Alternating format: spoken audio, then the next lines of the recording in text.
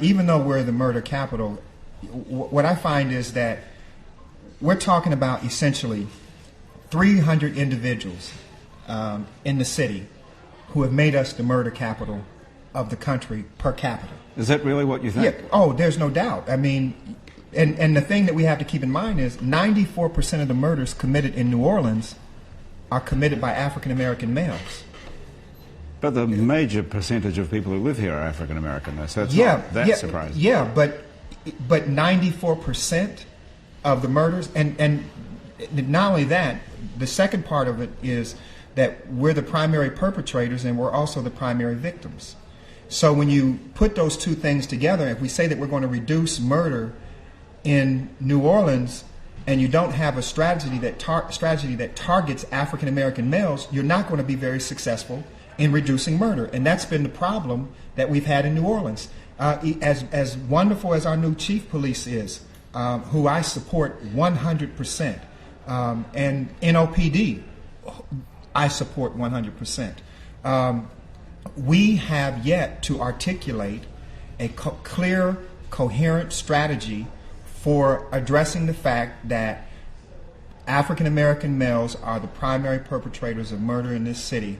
And until we do that, and which I understand is a very charged issue to take on because our city is so racially divisive and so saturated with racial politics historically, that if a white person says the same thing I'm saying now, they're called a racist. Mm-hmm.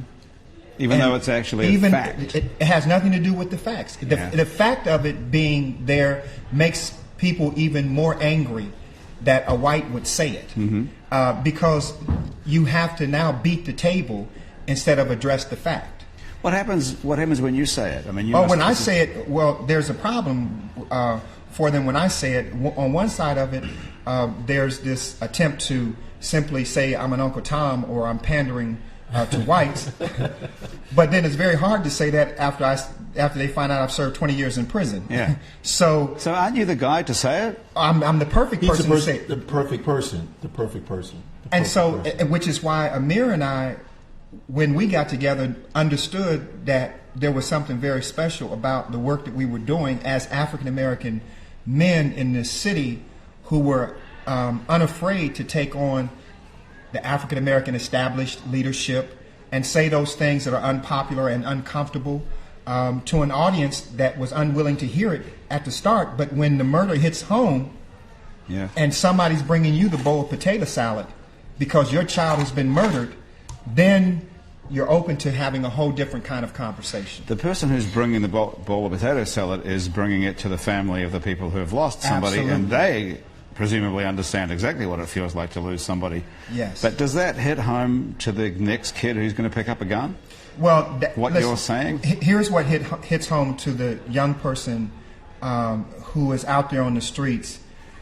You know, I call it the post-Katrina stress syndrome.